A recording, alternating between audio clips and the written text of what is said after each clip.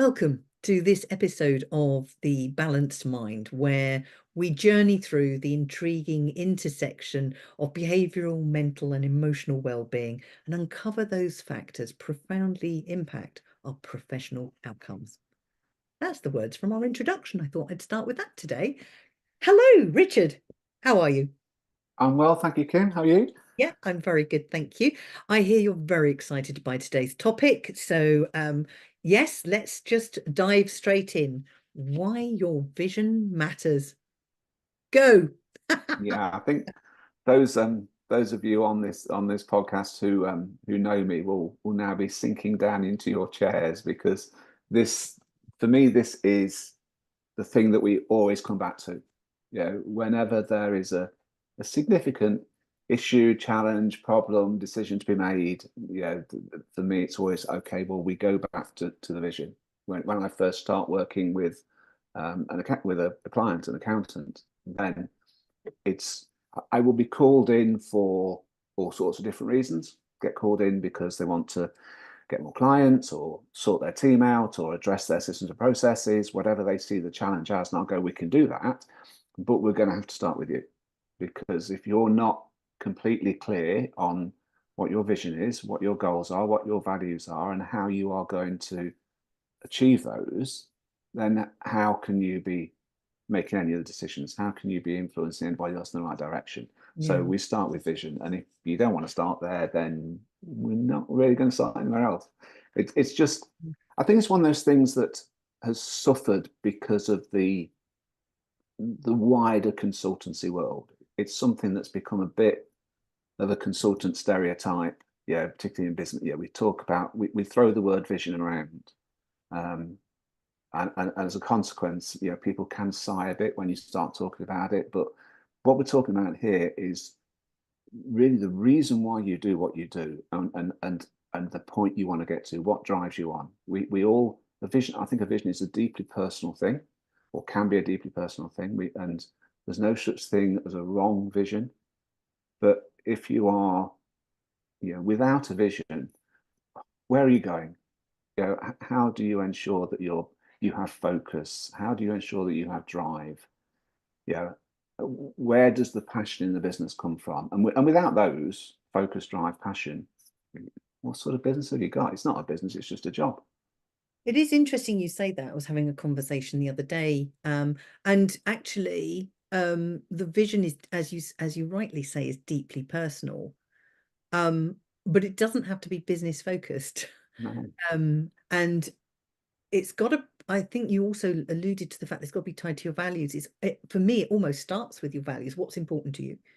What's important to you about what you're doing, who you are, and where you're going? And if you can then link your vision accordingly, it will just naturally happen.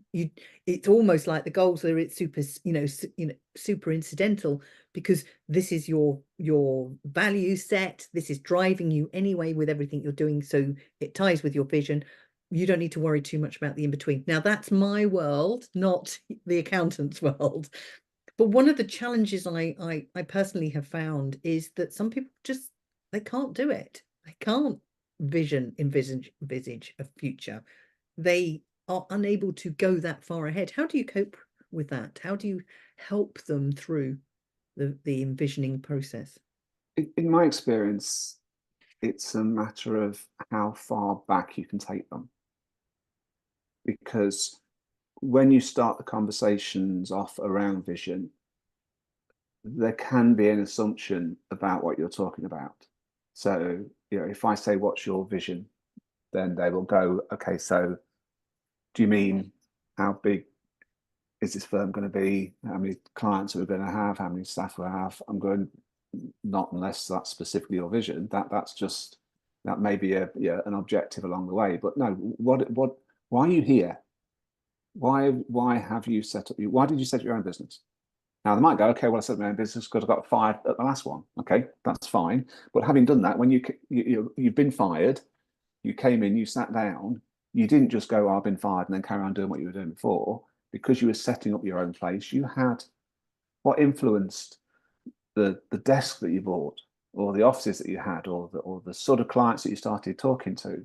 And again, they might go, oh, I just have bills to pay. you can always keep on taking it back, because they, at some point, they're going to go, okay, I get it. I understand what you're saying now. We sometimes, because our visions are very personal, we can almost be a bit embarrassed by them. Mm. And if I still apologize if I explain my vision, because I just think the other person's thinking, yeah, right.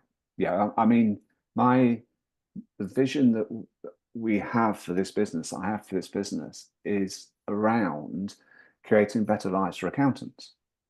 Mm. The moment I say it, it sounds like sales speak, Yeah. right? And people go, yeah, but that's it. I've been an accountant for a long time, 43 years now. I've had my own accountancy firms, for a long, long time. Yeah. I know the pressures, the stresses, what it brings. I talk to so many accountants who are lovely people, nice people, well-intended people, but who are suffering, and who are compromising themselves and their own families for the good of other people.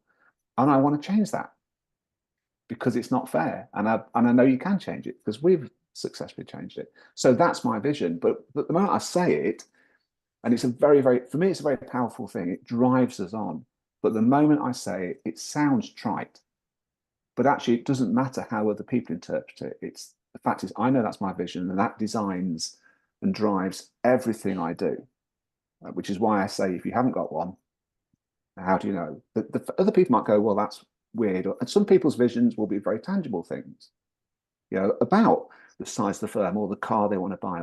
For some, for a lot, it's around family and children and things like that. For some, it can be about wanting to help others, help communities. It's not for any one of us to say somebody else's vision is wrong, No, I agree. but we're wrong if we don't understand our own vision. There is always one in there. We've just got to help them find it. Yeah, and I think for me, the vision has to have some feeling behind it, some emotion. Purely being a logical, this is the size of the business, da, da, da. It's not exciting, is it?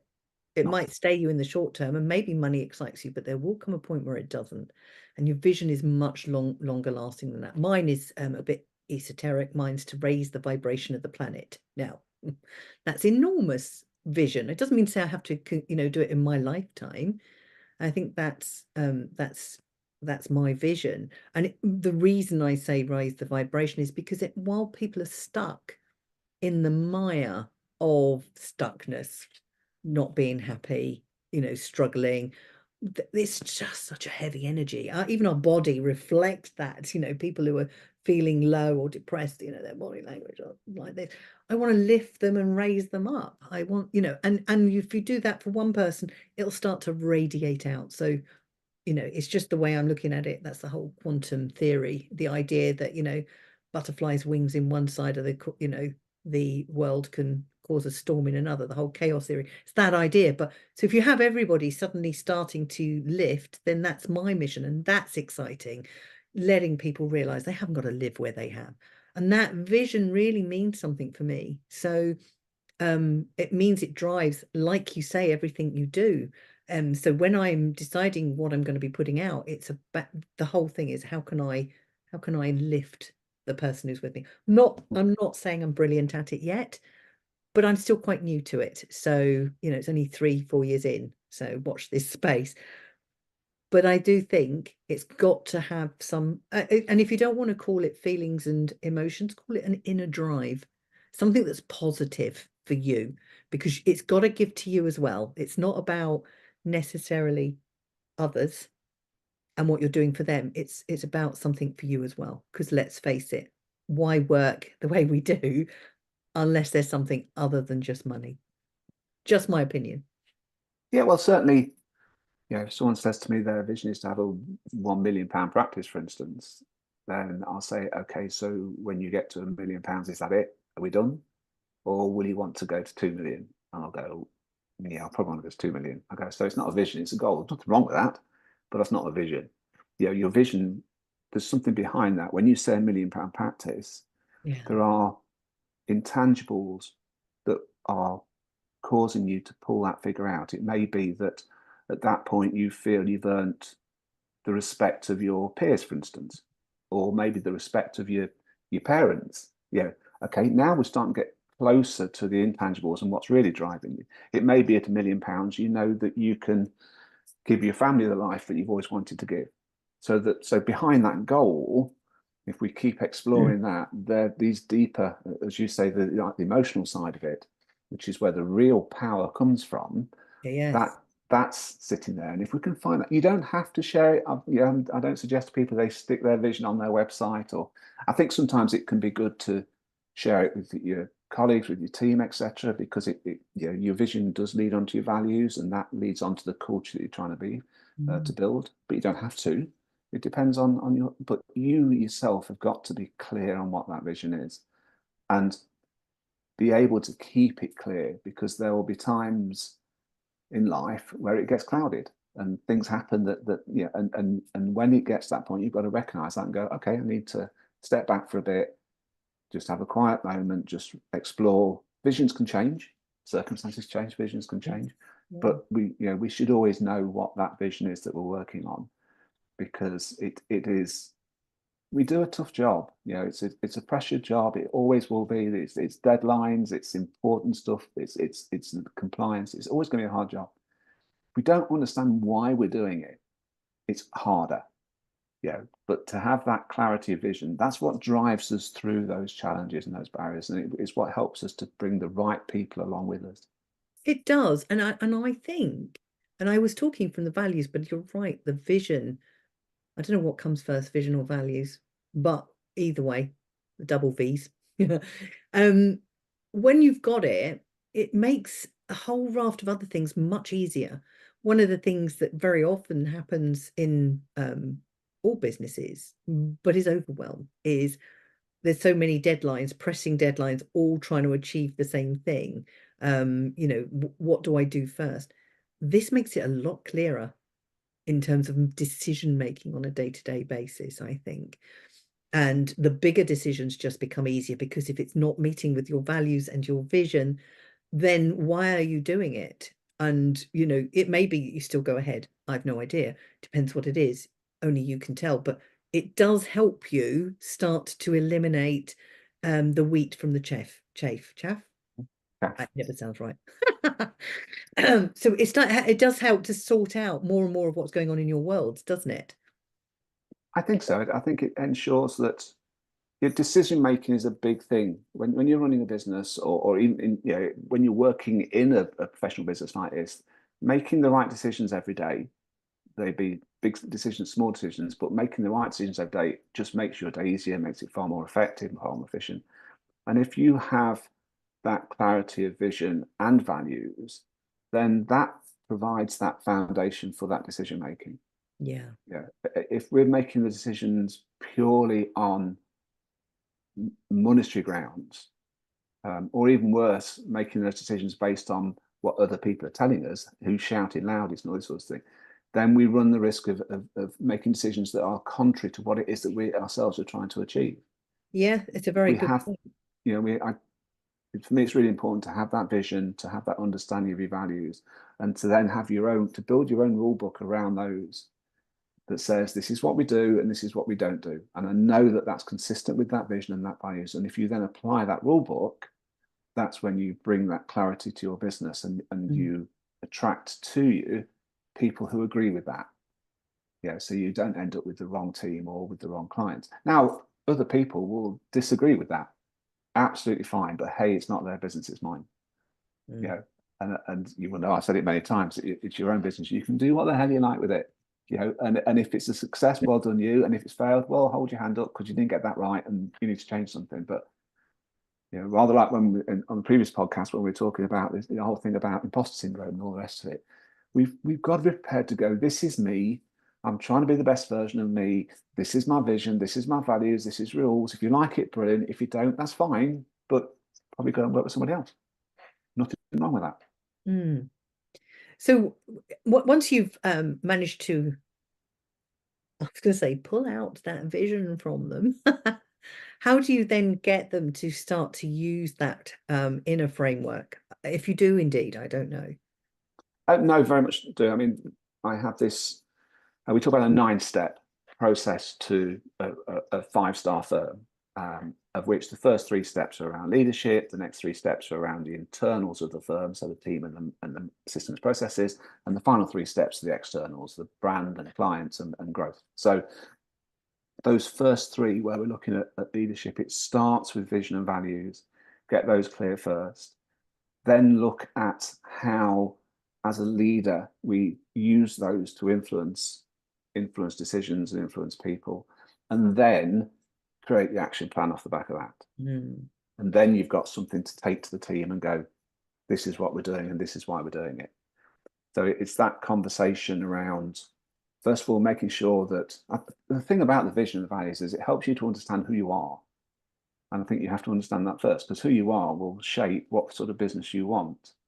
So Yes. you do that bit first, then you go, okay, right now let's look at you today. How does that compare with that vision and those values? Are you demonstrating those? Are you living by those?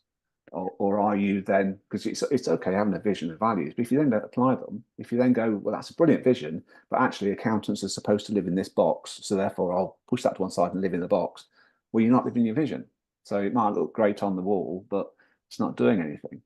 If your Mm. vision says so, if your vision is to like me, if my vision is to help other accountants, then by definition, the way that I behave, the business that I create, has got to help other accountants. Otherwise, if it makes life harder for accountants, I'm against my own vision. So, right, that therefore starts to shape what I do with my business and Yeah. what my action plan looks like. Mm. And if I'm never sure, go back to the vision. Is it consistent with that? Is it consistent with my values? If it is, great, let's do it. If it isn't, I need to find a different way of doing it. Yeah. And one of the challenges, and I'm just asking this, I'm reminded of a time when I worked for Cable and Wireless, and they were trying to change things because Cable and Wireless then had, I think we were Cable and Wireless Worldwide, can't remember. And that's a tech company in installing infrastructure, data infrastructure, voice infrastructure. And they wanted to change things to bring it up to date. I think at the time there was a few things going on, and they started to use bright colors and these business cards with pictures of rockets. In fact, it can only remember the rockets, but there were other little drawings to try and instill something in us without really explaining what it was about. So I didn't like the bright coloured walls. It was a building that hadn't been looked after, to be honest. So this if this was to engender, the new evolution, the building itself was just a bit was dreadful. And the business cards didn't really seem no, but I don't think anybody apart from the salespeople thought they were great. So, you know, how do you make sure that this vision and the action plan can be passed down to the teams who may not believe in quite the same thing? I think you can always tell when someone's been on a course. That's what I say. When there's all of a sudden someone comes in and goes, right, as of today, we're doing this. And they go, why are we doing that? And they go, well, we're just doing it.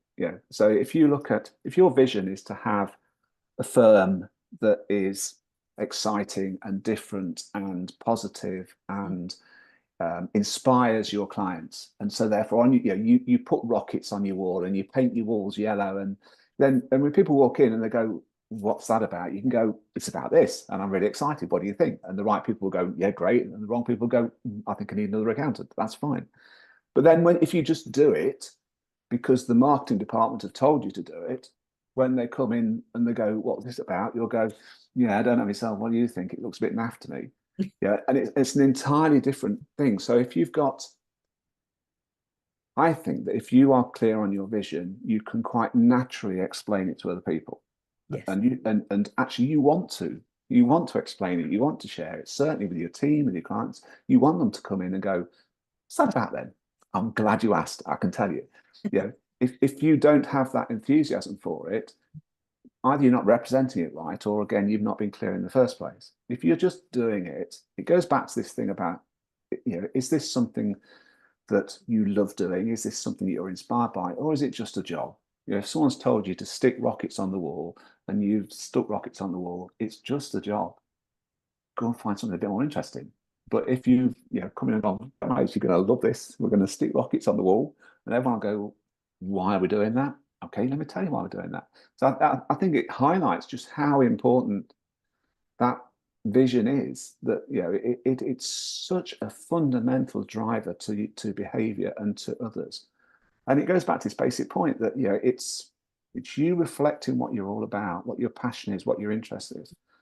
It's up to other people then to decide whether they're on board with that or not. That's their choice. It's a human choice. I see so many accountants and bookkeepers who have something that they're really passionate about, and there's zero evidence of it in their business. Yeah, I'm like, what? You know, there's a guy. There's a guy up in the Northeast who I talked to you years ago who's quite renowned for it now, who was a massive sci-fi fan, huge sci-fi fan, huge Doctor Who fan. He got loads of memorabilia that he bought and all the rest of it. I'm liking this man. I know. And I said to him, I said, where is it? Where's it in your office? Well, clients would think I was a bit weird if I used it. No, they'd see the real you. They'd go, what's that about? And you would tell them with a passion. These days, and for a good few years now, when you go into his office and you go into his meeting room, you enter the meeting room through a replica of the TARDIS. It's just awesome.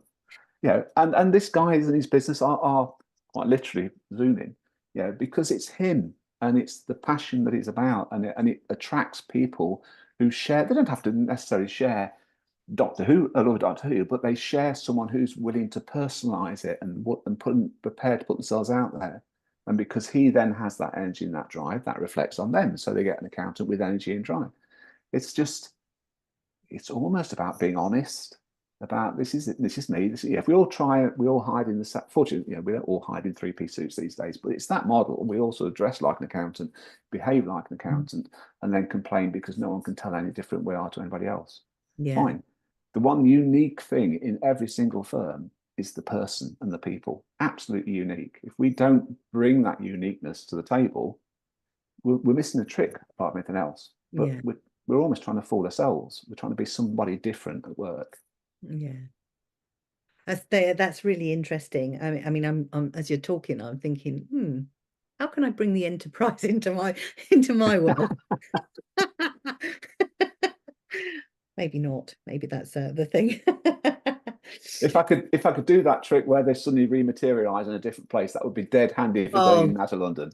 wouldn't that be amazing? I love it. I remember years ago going to can't even think where it was, and they had the sliding doors. You Oh would just yeah. take for granted now, but we'd never seen them before. So as kids, it was great to jump in front of it and see it open, then step away and it closed.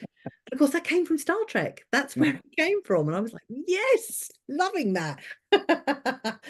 Anyway, we digress. So mission then and vision. The vision, I should say. Actually, that is a point. What is the difference between a vision and a mission? I always get those two muddled up. So I only have one. I, it's an interesting one. I mean, I quite often will go onto Google and look at the difference between goals and objectives and targets and mission and vision and all the rest of it. And I've reached the point at the end of the day, I don't think it matters. Call them what you like. It's what you Yeah, do that matters. I works mean, for I me. do see, I'm sure someone will tell me, oh, you're completely wrong, Richard, and you're an idiot. And this is what they all mean. But then there'll be somebody else who'll give me a different thing. I can see the difference between vision and goals, for instance, because I think Yeah. goals are tangible and vision less so. The difference between vision and mission, I know people use mission statements. I can see the value of a mission statement. Is it a vision? It might be. It depends how you've written it, but equally, it doesn't have to be. So I think there's an overlap, as there's an overlap with goals and objectives and all the rest of it. But at the end of the day, call it what you like. Just do it. And I think this is that was an important thing you mentioned there. And maybe this is part of it. They make them very complicated sometimes, don't they? What's that mean? There's too many parts to it. We're going to do this and that and something else, and you're just like, what? And I think maybe that's why. And I was a different person back then, completely very judgmental and sneery. Mind you, I didn't like my job at that point, but that's okay. Mm. It's just too complicated, and people can't always get their heads around it and apply it. And do know that we started to see our appraisals as were, they were starting to build them around the values of the business, which I think is a good idea. It keeps it fresh in people's minds, and we had to have quarterly one-to-ones to make sure that we were doing what we were doing. But yeah, it's some of them are just too complicated, aren't they? They need to be simple. Yeah, and I think, in practical terms, um, it it isn't a coincidence that the firms that I work with who are the most successful and, as importantly, probably more importantly, have the most fun are the ones who A, have a clear vision, and B, have embedded those values into their business. Yeah, Yeah. it's just happens all the time. Yes, of course they'll be good at stuff and all the rest of it, but I've yet to see a successful firm that's happy without those things in place. Yeah, so it can't be coincidence, and which is why Mm. I constantly come back to it. It's back to this basic point that we are, it's a people-based business, both within and the people we work with. So surely it has to be built on human foundations, and then we bring the tech in to make it work effectively and efficiently. But those human foundations have to be in place, and they're basic things. Do we know why we're doing this? Do we know what we're really trying to achieve? Mm. What matters to us? What do we like? What doesn't matter to us? What don't we like? How can you build a business if you don't know the answers to those questions? Yeah, and actually you're right. It will reflect on the business. If it's a good place to work, people love it. They're very clear on what they're doing. That vision is there. People feel better. I mean, I used wireless worldwide because it was a cut off of a part that ended up getting sold. So that's, because they were obviously trying to do something with it. So, and I wasn't in a good place. But when I eventually moved from that building, we were bought out by Vodafone. Still talking like I work there, for goodness sake. And I ended up in Newbury. Oh my days, the building was amazing because there was six actually on the campus because it's a massive building in Newbury for Vodafone headquarters. And there was so much more energy around what they were trying to do, and it was all about innovation and being ahead of the game. And I loved that, touching on my sci-fi side. It was just, I felt like I was back in the right place at that time. So it can make such a difference, and people feel it when they go in, Mhm. feel it when they engage with your business, the websites, the, social media, they call you. It just imbues and brings them in, I think. So I love that. So as we come to the end of this, then, any other pearls of wisdom you'd like to impart? I wouldn't add anything new. Just to reiterate the point, I think this, vision isn't something to overthink and to try and categorize. At the end of the day, understanding why you do what you want to do, why you're doing what you're doing, and where you want that to lead you. It doesn't have to be something that you can put numbers to, but you do need to be clear. I always used to say that I would struggle to define to somebody what I ultimately wanted my firm to look like, but I would know when I walked in one day and it was there. Yeah, and it's that. So you go and go, yeah, this is what I was trying to build. Yeah, so it's Mm. that.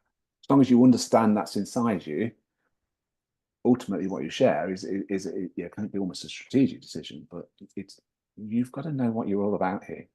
Yeah. Definitely.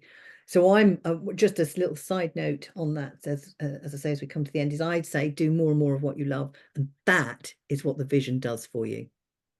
Yeah. Because if you do more and more of what you love, it will just eke out. Yes, there will always be parts of the day that's not as exciting, but if the overall theme of it is going in the right direction, how amazing is that? Lovely. Another great conversation there. I hope that is useful for you listeners. Please do tune in to our next podcast where we're going to be talking about engaging others. Interesting conversation there, I think. Thank you. Thank you, Richard. Thank you.